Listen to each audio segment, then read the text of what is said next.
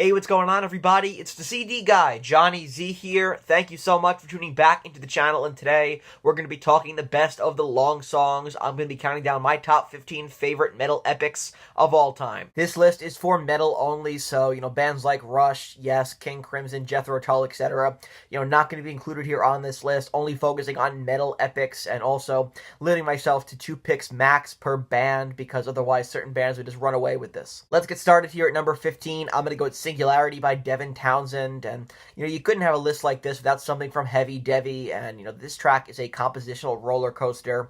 It moves through 6 movements, each with their own distinct feel, from ambient passages to chaotic, wall of sound-esque explosions here, and love the usage of choirs, electronic elements, layered guitar harmonies, and polyrhythmic drumming that really creates this densely textured epic, and the transitions on this track are seamless as well, and the recurring themes give the whole piece cohesion despite the maximalist approach Devin Townsend took. Number 14, Vindication for Lochness by Judas Priest from the Angel of Retribution record here, and this is one of the most overhated Judas Priest songs of all time, and I was really surprised to find out that so many people did not like Lochness and considered it to be boring and plotting. Personally, I always loved this track to close out Angel of Retribution. Lochness leans into a slow, more doomy groove that's unusual for Priest. The guitars are thick and menacing, with drawn-out riffs and ambient textures that create this dark, almost gothic vibe to it, very haunting atmosphere, and the song builds gradually, relying a bit on repetition. I'll give you that. It's a little bit of a repetitive track, and layering rather than flashy solos, and I think Halford's vocal delivery here adds to the eerie atmosphere, but the structure in and of itself is pretty simple. It's not as complex as some of the other songs here on this list, but it lets each section breathe, and it creates tension throughout, the entire track here that I think adds to the overall atmosphere of the song, and so a lot of people don't love this track, but I commend Priest for doing something different here, maybe a bit Iron Maiden-esque, closing the album out with an epic, but I really enjoy it. I know a lot of people don't, but I think Lochness is great. Number 13, I'm going to go with The Greatest Show on Earth by Nightwish from the Endless Form's Most Beautiful record. They're first with Floor Jansen on lead vocals, and this is an incredible album closer and a great way to, kick off the Floor era, in my opinion. This piece feels like, a full symphony with metal instrumentation layered in. The orchestration feels massive, right, with strings and horns, choirs, and cinematic drums driving much of the progression on this track. Guitars and drums often take a supporting role, letting the symphonic elements shine, and makes it stand out, and the transitions are smooth, and the recurring musical themes are used brilliantly, I'd say, to really unify the various movements on this track, and so it's as close to a metal film score as I think you're going to find. Speaking of film score-esque, coming in at number 12 here, we have Bathory Aria by Cradle of Filth from Cruelty and the Beast. This is Cradle of Filth at their most ambitious, blending extreme metal with goth and symphonic to create a dark, cinematic track. Really the icing on the cake of an already great record, and this track really flows well and has punishing blast beats, orchestral passages, and it's got haunting melodies as well, and it's all anchored by Danny Filth's theatrical vocals, creating this really eerie atmosphere. Despite, its 11-minute runtime, it does not feel like a long song. It never really drags, in my opinion, and definitely one of extreme metal's most, compelling epics for sure. Following that up here at number 11, let's go with Black Rose Immortal by Opeth. This track is, a real genre blender. You've got death metal growls, acoustic interludes, melodic cleans as well, folky passages on guitar, some doom-infused riffs, all packed into one track from Morning Rise at 20 minutes long. The composition jumps from section to section abruptly at times, but somehow it all works. There's a lot of contrast in the arrangement with, long stretches of minimal instrumentation that's followed by, explosive bursts. It has an unpolished feel to it, but it's chaotic. It's totally captivating for all 20 minutes of it, and so for me, one of my favorite epics from Opeth. On the subject of favorite songs here, we get started in the top 10 with Wings for Marie by Tool, my favorite Tool song of all time, and I am going to be including parts 1 and 2 together here because, collectively, this is really one piece of music, clocking in at 17 minutes long, and it's an elegy for Maynard James Keenan's mother, and general rule of thumb, whether it's Tool or A Perfect Circle, if there's going to be a song about Maynard's mother, it's going to be a deep, emotional track, and, this is definitely one of Tool's most emotional pieces, so much so that it's really been done live. It starts off slow and atmospheric before building into a crushing, crescendo of grief and, transcendence, and the band's signature polyrhythms and textures are all here, but I'd say the emotional weight of this track is what sets it apart from the rest of, the songs on 10,000 Days, great album, and it's a deeply personal track for Maynard, and, definitely a perfect example of Tool using their sound to process the human condition in a way that only Maynard's lyrics can. Number 9, we have the Odyssey by Symphony X. This one is built like a progressive metal opera. It features orchestral intros, thunderous riffing, lots of call and response between guitar and keyboard, which I really love. I think it's a great touch on this track. And the band uses, shifting time signatures and recurring musical themes to tie in many sections together here, which is really cool. And the instrumental passages are flashy, but they're never meandering, and each part pushes the narrative and the energy forward. It's meticulously composed with, dynamic peaks that hit hard thanks to the tight structure of the tracks. I think it's really structured well, and it's one of those songs where, in my opinion, you have that, progressive metal opera, like I was saying, where it feels like it could be used in an operatic, tone or setting, or it could be a film score, something like that. Symphony X are great at doing things like that, and the Odyssey, one of my favorites from them. Number 8, we're going to go with Octavarium by Dream Theater, the title track to this great record here, and it's one of those songs, well, really all the songs on this list, I would say, are tracks where you really just need to sit back and take in all 24 minutes of it. I mean, musically, it feels like a bit of a tribute to, prog rock's golden years, right? And the opening is very synth-heavy. It's very Pink Floyd-esque at times as well. But the song evolves through multiple different styles, right? You have some funk-inspired grooves on here, heavy staccato riffing, and more. And the transitions are masterful, and the climactic final section features, this really interesting theme of everything coming full circle. And, when that happens, it's just pure musical bliss. So I love that touch there where at the end it all just kind of comes together and wraps in one full circle. That's really cool to me. It features some soaring vocals by James Labrie over a repeating guitar riff that escalates in intensity as well. Definitely one of Dream Theater's, I'd say, most structurally satisfying songs. For number 7, how about something from Agalloch and In the Shadow of Our Pale Companion from the Mantle. This 14-minute track is, atmospheric. It's genre-defining as well, that blends black metal with folk and post-rock. And, most bands wish they could reach this level of musical maturity by their sophomore album.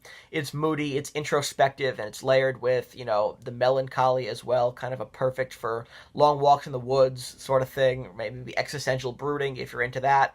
But, Agalloch used dynamic shifts and haunting acoustic passages to evoke a sense of reflection on this track. And it's less about flash and more about feeling, which is one of the reasons why I love it so much. So like I said, I was limiting myself to 2 max per band here. So first, from Iron Maiden, because there's going to be 2 from Maiden on this list. Can you blame me? I love Iron Maiden. That's my bias showing through. But they have a lot of great epics. So at number 6 here, let's go with Empire of the Clouds from the Book of Souls album. The 18-minute epic to close out Book of Souls, from the piano intro all the way to the big grandiose climax and the somber ending. This is super self-indulgent by Maiden, but just in the best way possible. I mean, just totally Bruce Dickinson through and through. And Bruce recorded this with throat cancer, which makes it even more impressive, from a vocal perspective. And in his book, Bruce said he suspected he had cancer at the time of the recording of the album and wasn't sure if he'd, live, let alone sing again. So this was kind of his goodbye, just in case. But thankfully, Bruce is now cancer-free, and we have this song to enjoy. And musically, it stands apart from much of Maiden's catalog, showing off a more orchestral, theatrical side of the band. The gradual build from the piano and strings to full-blown metal riffs creates this really cinematic feel to it, and it's a journey of a track for sure. Maiden's longest song to date, and a real highlight, I'd say, of the post-reunion era. Top 5 here, and then there was Silence by Blind Guardian, and this is a monster of a track that tells the story of the fall of Troy here through Blind Guardian's signature blend of power metal, layered harmonies, and this, orchestral, grandiose manner here. And it's nearly 14 minutes. It's packed with tempo shifts, haunting melodies, and you have a level of production here that borders on self-indulgent, but just in the best way possible. Like, it's got its charm to it in that respect. So I love the production on this track, and the choral arrangements and dense instrumentation make it, feel like an operatic fever dream, I guess you could say, and, even a standout among the band's already epic catalog. Compositionally, this is one of the most layered metal tracks ever recorded. It's frenetic, but it's calculated in its musicianship, and there's so much happening in the arrangement, yet it never really feels cluttered. Number 4, let's go with Keeper of the Seven Keys by Helloween, one of the most important power metal songs of all time in my opinion, and for me what makes this track is that it's all about pacing and escalation. It starts off with clean melodic guitar work, and then it gradually builds into, full-on double kick-driven power metal. There's a strong focus on, big melodic hooks and big choruses. You got some neoclassical style guitar solos here as well, which I love. And, the band plays with tempo and structure, weaving together multiple different movements into one soaring, cohesive whole track here. And the final section layers vocals and guitar harmonies into a massive anthemic finale. Love that. They've got a big climax to it. And so when it comes to some of the best Helloween epics, and they have quite a few, this one definitely does stand alone at the top. Like I said before, one of the most important power metal songs of all time from one of the most important power metal albums ever made as well. Top 3 here with Reptile by Periphery. I mean, what a phenomenal way to kick off Periphery 4. Reptile is tightly constructed despite its length. It still has that tightness to it with recurring themes that tie the whole song together, and love the use of polyrhythmic grooves, layered synths, and dynamic shifts. I mean, that's just, signature Periphery through and through, and the chorus is surprisingly melodic and catchy, while the instrumental sections showcase precise rhythm guitar and intricate drumming as well, and it flows seamlessly between, chaotic and controlling passages with dense production and really slick transitions too. At number 2 here, we have 6 Degrees of Inner Turbulence by Dream Theater, the 42-minute behemoth of a title track, which essentially is an album in and of itself, as disc 2. The overture features full symphonic arrangements, while, the following sections cover a wide spectrum of, piano ballads, heavy riff-driven sections, jazzy breakdowns, even Broadway-esque harmonies. I mean, I love every part of these, from Overture to About to Crash, War Inside My Head, The Test That Stumped Them All, Goodnight Kiss, Solitary Shell, Losing Time, and Grand Finale. It's rhythmically complex, but never loses any momentum in my opinion, with the band's virtuistic playing and storytelling on display. And it's structured so well. It's overwhelming, but in the best way possible, and Dream Theater, I would say, at their most compositional. James LaBrie does a fantastic job here on lead vocals. His vocals really help to tell a story and set the mood for each part, and you just can't listen to one part of this song. You gotta listen to the entire thing as a piece, so I can't just go and listen to The Test to Stump Them All and stop there. I gotta go and listen to the entire 42-minute epic just to fully appreciate what Dream Theater did here, and it needs to be heard in its entirety, I think, to fully appreciate it. And I feel like it was meant to be heard, from beginning to end anyway, right? But taking up all of disc 2 on this record, like I said before, it's kind of like an album in and of itself. And on top of that, on disc 1, we got songs on this record like The Glass Prison, Blind Faith, Misunderstood, Disappear, and The Great Debate. And so, the whole Dream Theater or Boring crowd must have been, in shambles when this came out. Before I get to my number 1, I do have some honorable mentions here, so let's give a shout out to The Divine Wings of Tragedy by Symphony X, Heroes of the Waterfall's Kingdom by Rhapsody of Fire, The Last Baron by Mastodon, and Edge of Sanity by Crimson. All great epics, but I can only fit 15 on the list here today. And finally, coming in at number 1, this is what not to do if you're Bird. Well, you know the rest. I'm going to go with the Rime of the Ancient Mariner from Power Slave, and musically, this track is Iron Maiden flexing their storytelling through composition, and it moves from their classic galloping riffs to, eerie, atmospheric, and ambient breakdowns with dynamic middle section that drops into minimal instrumentation, right? You've got Bruce reading from the text before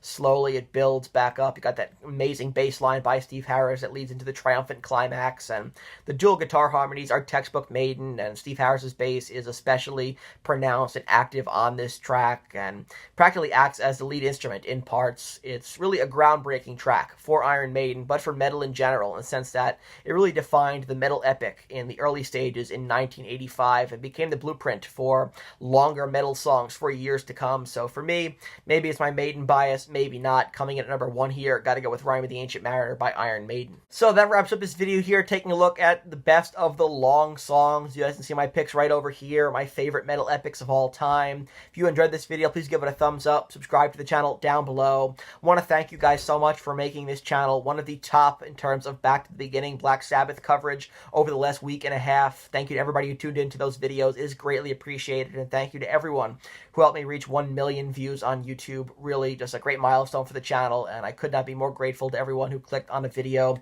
Turn on the bell for notifications so you don't miss a new upload, and be sure to let me know down in the comment section below what are your thoughts on my picks, and what are some of your favorite metal epics of all time. I want to hear from you, and until next time, it's the CD guy, Johnny Z, signing off. Take care, everybody.